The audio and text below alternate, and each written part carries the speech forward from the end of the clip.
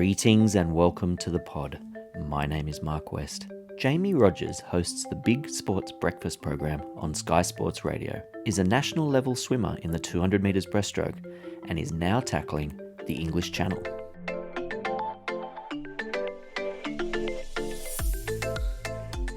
She is raising money with Gotcha for Life to support mental health programs. As always, I started by asking Jaimee if she'd always been an ocean swimmer.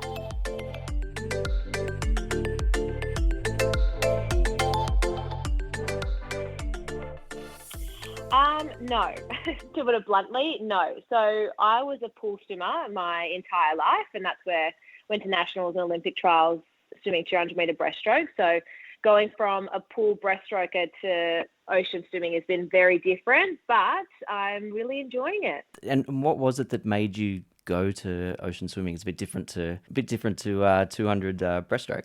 Yeah, so the starting in the ocean was I've signed up to swim the English Channel. So I was swimming that in August of 2022, and that's 35 kilometres, should take me between 10 and 12 hours. And the key for that training and the success of crossing is to make sure you get as much mileage in the ocean, just to get used to all the different conditions, in particular the cold. And that's why I started getting into it. So I joined a group that go out together mainly around the Coogee area on Saturday mornings. I'm with a specific swimming coach who has trained swimmers to go across the English Channel and other long-distance swimming events, but all in the ocean.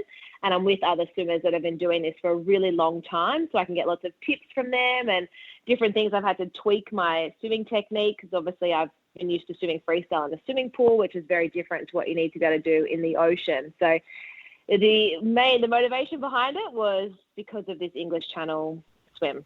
What gave you the idea to do the English Channel? So that came about when I was where I work. I was keeping all of our listeners up to date on Chloe McArdle. I don't know if you've heard of her. She's a long distance marathon swimmer, and she was about to break the men's record for the amount of English Channel crossings.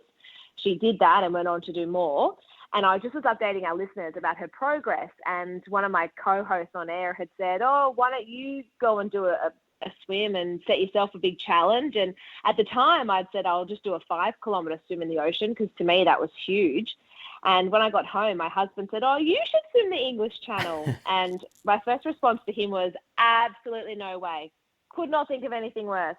But then once I started looking into it, because Chloe was still swimming, so I kept looking into it, and the more I read about it, the more I just started to get really interested and loved the idea and the challenge, especially when you hear things like more people have climbed Mount Everest and crossed the English Channel. And I just thought, this is actually something that I'd really like to do. I always like setting myself goals, whether it's work or in the sporting sphere. And I thought, well, this is a perfect one to do it, push myself to the absolute limit and learn some new things along the way. And that's how it all started. So I can thank my husband for this wild journey I'm now on.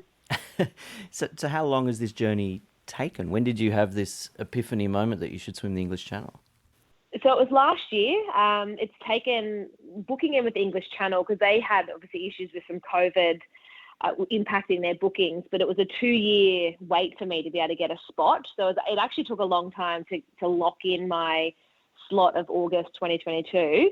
Once that was booked in, that's when it all began. I sort of didn't really know where to start. So I got my spot and I thought, oh, now what? But I have a friend who runs Ocean Fit, and I just contacted him and just asked, what do you do from here?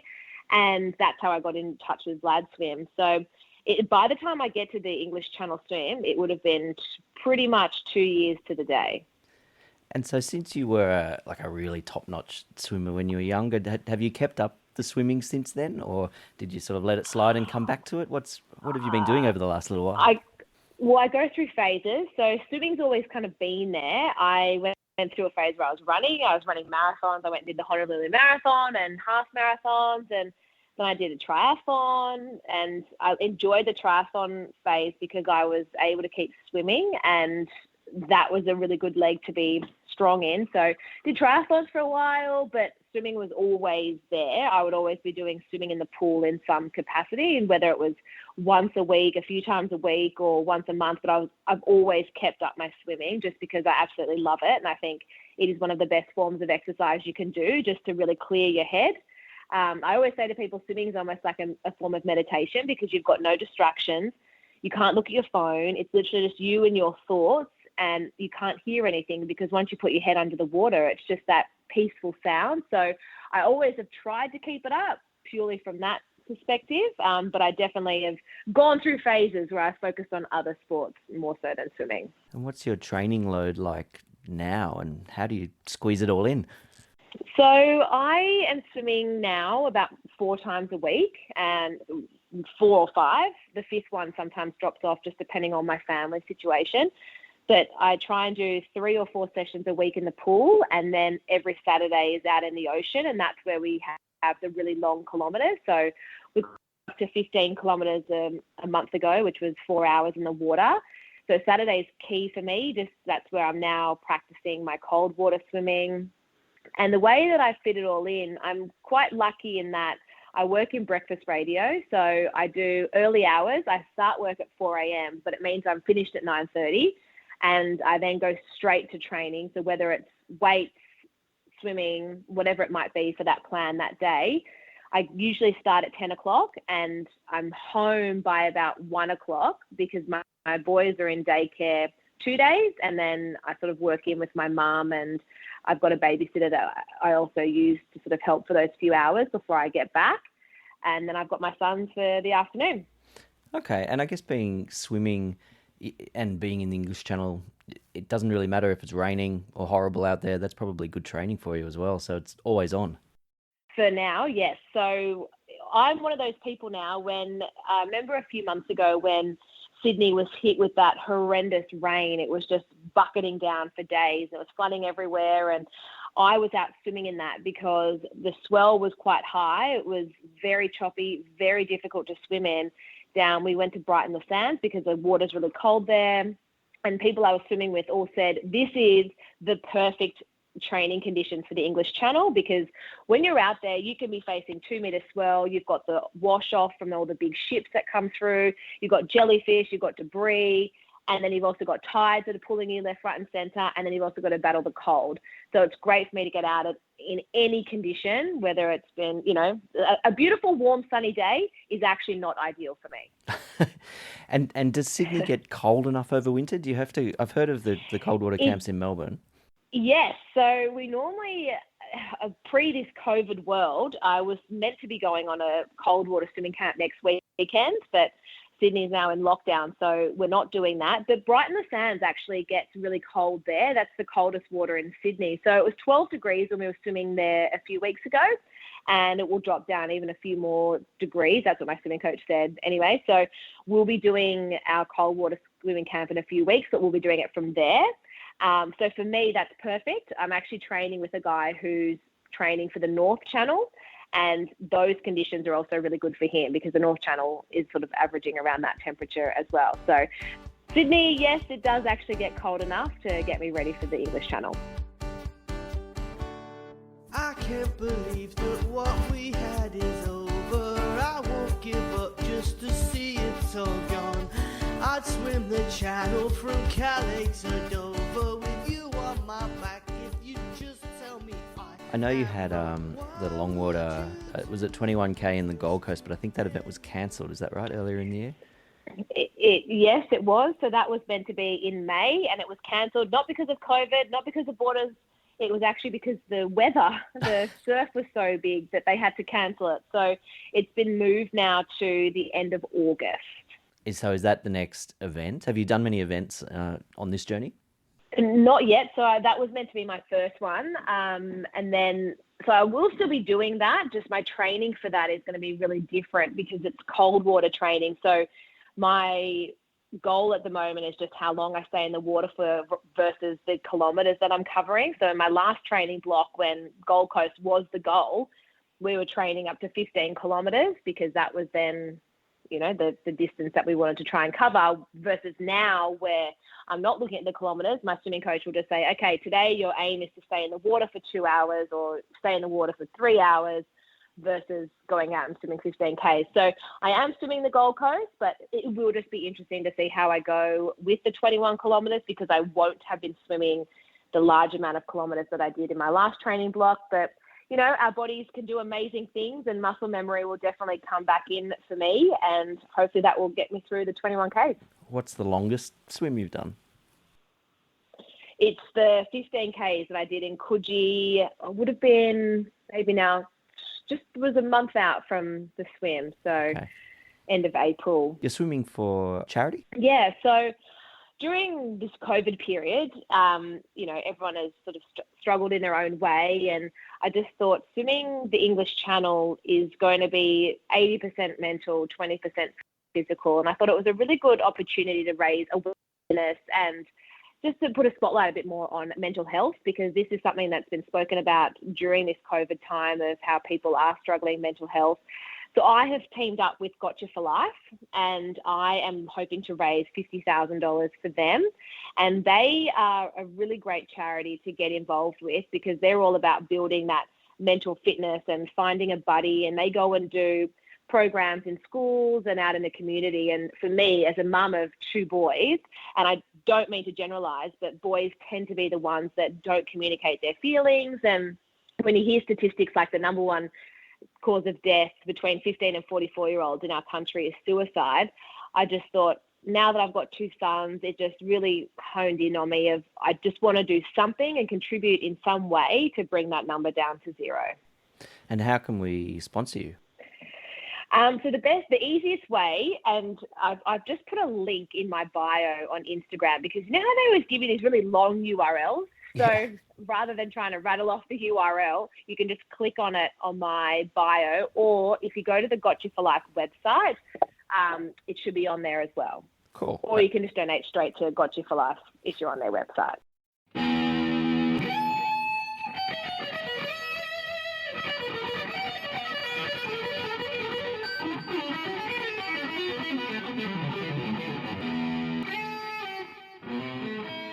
So what do you think about when you're swimming for 3-4 hours at a time? Where does your mind go?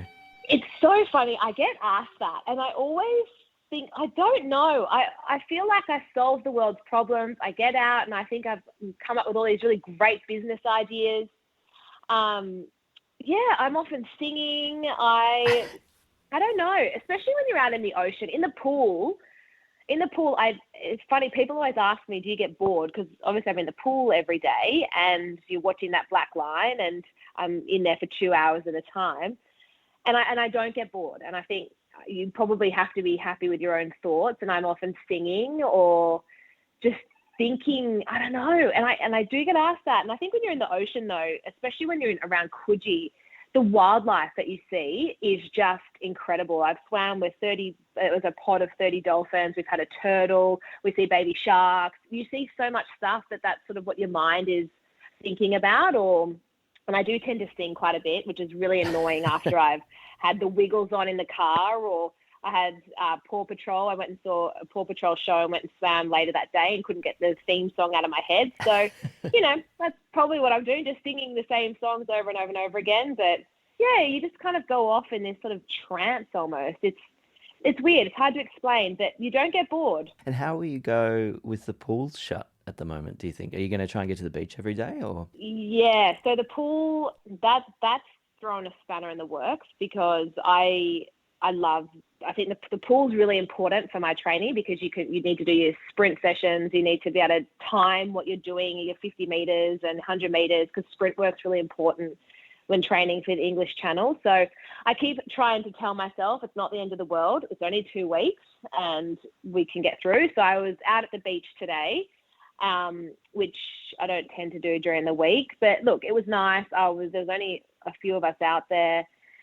But yes, I will struggle with the pool closed, but I have to remind myself there's a lot bigger issues going on in the world, so I will be fine. That's true. So this is August next year. Do you think that you'll try and conquer any of the other big straits of the world after that, or is this going to be a Everest, so to speak, and leave it at that? No, there's definitely other swims I'd like to do. The Manhattan Island one in New York, the Catalina Channel, I think sounds really interesting. So once I've conquered the English Channel, there will definitely be something else I would like to do. definitely. I'm not planning on ticking off all of the 7 channel swims because some of them just sound so crazy. But I will definitely do something else, most likely the Manhattan Island. That would be amazing. Are there any around Australia? I mean, we're assuming you'll be able to get out of the country next year as well, which is, I guess, not a guarantee, yes, is it? But no, I'd like to think by August next year I can fly out of here, and whether that means hopefully we can, when you've got your vaccination, it means you can come in and out as we please. Otherwise, I'll have to beg for a redemption to get out of there, exemption. yeah, it's going to be interesting to see what happens. I know there's a new swim. I think it's, what is it, Palm Beach to Bondi or something like that up the coast, which is pretty hefty.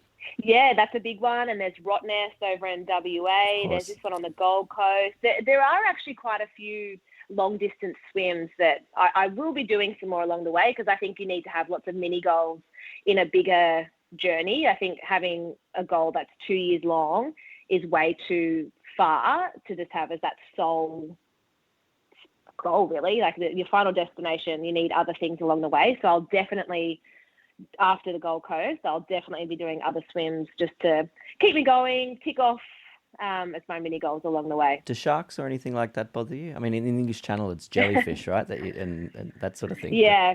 So that's what I'll battle in the Channel. Plenty of jellyfish.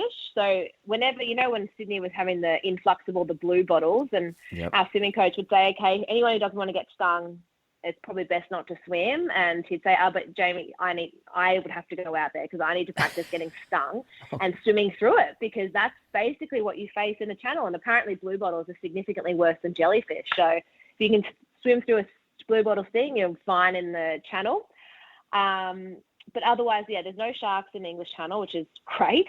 They do freak me out on days, the swim I mentioned earlier about when it was pouring with rain and I couldn't actually see my arm as I was putting it in the water. I couldn't see anything around me. There were swimmers right next to me and I couldn't see them. And that really freaked me out because I just had no idea what was around me. And those are conditions that sharks tend to be around. But at the same time, we're out in their water. So I think we just have to accept the fact that we do share it with sharks and it's their space that we're swimming in. And hopefully, if I do come across one, I do tend to wear brightly coloured swimmers so that I don't look like a seal and I'm not in a wetsuit. That's probably just my own mentality of wearing the bright coloured swimmers. But yeah, I mean, I'd be lying if I said it didn't cross my mind, but we are out in their territory, so it comes with it. On the subject of diet, but this time your diet, are you consuming carbs like crazy with all this extra exercise? How's your diet? I just eat. I've always just been really healthy. I just eat lots of fruit and vegetables, and I've just always been like that. I have increased the carbs slightly, but not too much. I do tend to, I mean, when you carb load before an event, yes, I carb load, but I'm not someone that eats like a massive bowl of pasta the night before. Or you just increase your portions of carbs each day in the lead up to the event. So nowadays, I just make sure I have lots of carbs in the morning when I'm at work for breakfast, because that then will fuel me for my swimming training or whatever training I'm doing. But yeah, I just try and eat really healthy, and although I don't want to sound like I'm some diet obsessed person, I definitely eat junk as well, but I just try and keep things just pretty healthy. And I was thinking about you swimming in Olympic qualifiers and whatnot. That was a bit of a golden age of Australian swimming. You were really up against it back then. Oh, yeah. It was the best time. I mean, it was probably the worst time for me to try and make it in swimming, but we were just so blessed in those years to be around such amazing swimmers. You know, when I was swimming at the Olympic trials, and my race was, the Liesl Jones and Samantha Riley, and it was just a great time. But walking around on pool deck would be Michael Clear, me and Thorpe. We were just so lucky. But in saying that, I think our current crop that are coming through are pretty good as well. I think we've got some good things going to happen at Tokyo. Do you still see that lot? What did you learn from being with all of those people? Well, I think the biggest thing was just watching the hard work that everyone puts in. I think growing up as a swimmer, it really sets you up for later in life, because you have to work so hard. You have to have, time management. You learn from a very early age.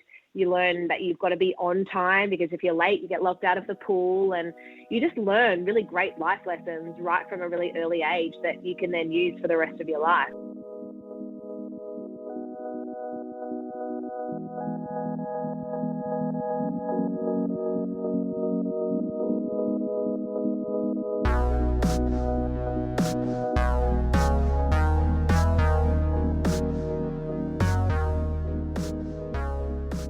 What would be some of the differences between the technique that you use in the open ocean compared to the pool? Because I know an awful lot of swimming training is technique work. What is it? What are some of the differences?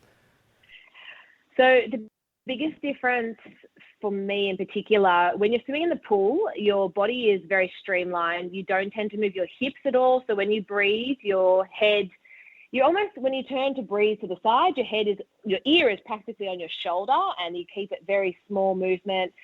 You don't move your body at all, really. Whereas in the open water, you rely on your shoulders. So you kind of got a lot more of a loose swimming stroke. Your hips rotate when you breathe, so you get a bigger stroke, so that you've got a way bigger stroke, so that you can kind of, I guess, breathe over the top of a wave or something, which you don't have to face in the pool. So it's just a lot bigger, and you use a lot more of your muscles, versus in the pool where it's very neat and you don't move as much because you don't really have to. It's all quick legs and small movement with your breathing to the head, to the side. And yes, that's the main difference for me. It was just learning to relax my shoulders and move my hips as I'm breathing, and you don't have to kick as much. Okay, that's interesting. And so I guess, do you bulk up a little bit? Like, you get stronger shoulders? At the moment, I would say I'm around the same, but I do think that you would bulk up and get bigger shoulders. I'm working with a personal trainer who sort of specializes in this sort of stuff, because my shoulders have actually been causing me an issue, which they never have before, because I'm having to use them differently.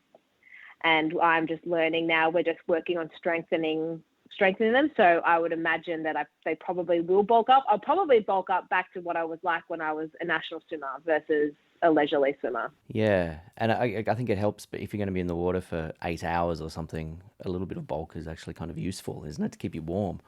Yeah, well, people do, when you read different blogs and you speak to different people, they do recommend that you have a good percentage of body fat on you, so that you can sort of protect your organs against the cold. But at the same time, if you have trained and adapted your body to get used to that situation of being in the cold, then the extra body fat might not necessarily be required. I will use the gel, like that goop that they put all over their body before they go and swim, just as that's an extra layer to help in the warm. But I'll wait and see. At the moment, I seem to be going okay in the water without needing to put on the excess body fat, but we will wait and see. There are all sorts of funky rules, aren't there? Like, you can't wear a wetsuit. It's just a cap and cozies pretty much, isn't it? Plus goop. Yes. So one cap, so you can't double cap, so that you don't have any extra heat in your head. So one cap, nope. So when we go out training, some swimmers get to put the double caps on, but I can't. So one swimming cap, just your normal swimmers, and goggles. And then lights that you wear on your goggles in the back of your swimmers, just because in the English Channel you tend to start in the dark. So you can wear lights on your back. Well, you have to wear lights on your back. Oh, wow. That'd be interesting. Is that uncomfortable? Yeah. Have you started training with that? So I haven't yet, but I will, because we do a whole block of training that's in the night. So that's going to be really interesting. I'll practically be nocturnal, because I'll have to start training at midnight, and then I'll go straight to work. And then I'll, I guess, sleep when I get home from work. I don't know. Work that out next year. But yes, it's apparently crucial, because the reflection of the moon on the water can be quite, they said it's quite blinding, and it's actually quite difficult to navigate. So it's just, you need to go out and practice. It's significantly different to swimming in the day. Oh, that's so interesting. And how did you find your pilot and boat and all that? So you have to become a member. There's 2 organisations. So I'm part of the English Channel Association, and they then have 5 pilots that's linked with their company. And then the other organisation, they've got 4. So there's only 9 registered pilots that can take you across the channel. And that's why it's so hard to book in with them, because you're sort of emailing these people on the other side of the world who don't check their emails that often. And yeah, so it's just a lot of back and forward with them, and you just try and work out when they have availability. and you just email around to all different ones. So they each tide, you get given a 5-day window, and during that you're all allocated a slot. So I'm slot 3, or swimmer 3 is what they also say. And but you don't, if the Swimming Association said to me, if you're coming from Australia, you don't want to be slot 5 because you might be swum out of your tide and not going to go. Yep. And it just all depends on the weather. But yeah, it is hard to get your pilot, but once you get them, it's great. So the first step is you need to sign up and become a member. It's not expensive, but you can become a member of one of the 2 organisations over there in the UK. That is so exciting. Like, how are you? I mean, I know it's I know it's still a year out, but I mean, it's so exciting. It's a year out. It's a year out, but I am getting excited because this year's Swimming Channel season has started. So I'm a member of a few groups on Facebook that watches the progress. And a guy actually 2 days ago, his name's John from America, he swam 35 Ks all butterfly. The entire thing in butterfly. So only he and 3 others in the whole of lifetime have swam the channel in butterfly, which is just incredible. I mean, his shoulders would have been burning to be doing butterfly for 35 Ks. I can't even do it for 200 meters. So that was amazing. So you do get excited when you watch on Facebook, because I'll have a tracker. So all of the swimmers have trackers, so you can watch them going on their swim. And I've got a friend who we've become friends over this English Channel journey. She's actually waiting to do hers. She's any day now. They're just waiting for the weather to clear up. And yeah, it's exciting when you see all these swimmers going out and following them. And yeah, so I'm getting excited, but the time, I mean, even just this past year has gone so quickly. So I know it'll be here before I know it. But yes, even though it's a year away, I still get really excited thinking about it. You're not tempted to go back to your roots and swim at breaststroke? Well, it's funny. I got asked that on air the other day if I do it breaststroke. As much as I would love to, my knees just would not hold off. I might do a little bit if my shoulders get sore or something. I might do it just to change it up a bit. But no, I want to get in and get it done as quickly as I possibly can. So I think I'll just be doing freestyle and maybe a bit of backstroke just to, again, rest my shoulders. Because you can't, when you stop to have your food, you can't touch anything. So I'll tread water or do backstroke or something while I'm eating.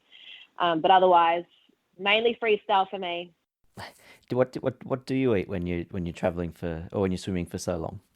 So I'm still in the process of working that out because gels don't seem to sit well with me. I don't know. You might know after coming across other swimmers, good gels that are suited for long distance swimming. A lot of people I swim with eat baby food, which is hilarious because I've got little kids. So it's just funny to think you take their little like sachets of baby food out with you. And so I've had those. Cliff bars tend to work well with me. People have sandwiches. But yeah, so it's all just trial and error. So I'm going through that at the moment. That's why the Saturday sessions are so important because you can go out and practice those things. But yeah, gels don't work because you drink so much salt water while you're swimming. Your stomach's already upset, so you need to eat something or drink something that's not going to make it worse, which I'm still in the process of trying to find out. But at this stage, it's sort of actual food works better for me, like the Cliff bars, sandwiches, that sort of stuff versus gels. Turkish Delight is what John, who I spoke to recently, said. You could try Turkish Delight. Turkish Delight? Yeah. Chocolate-coated Turkish Delight or just Turkish Delight? Well, I'm not sure. I think it was just Turkish Delight. But, you might as well try them both, see what happens. I will give that a try. Yeah, high impact, lots of sugar. Don't mind a bit of Turkish Delight. Yeah. Yeah, and it tastes nice as well. And it'd be easy to eat. Sandwich is dangerous. I mean, you wouldn't want to drop it. No, but you cut the crust off and it's just like a bit of honey.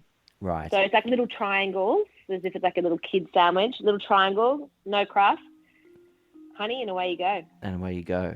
And probably caffeine as well. Although I guess that might also upset your stomach as well. So I guess these things to find out. Yeah, that's it. So I've got a year to go, and that's why it's so important to get out and practice every time you can and try all different things. So next time you're interviewing swimmers and you hear them say any quirky or great suggestions on things to eat, you'll have to keep us all posted. I will make a log. It's a good idea, actually.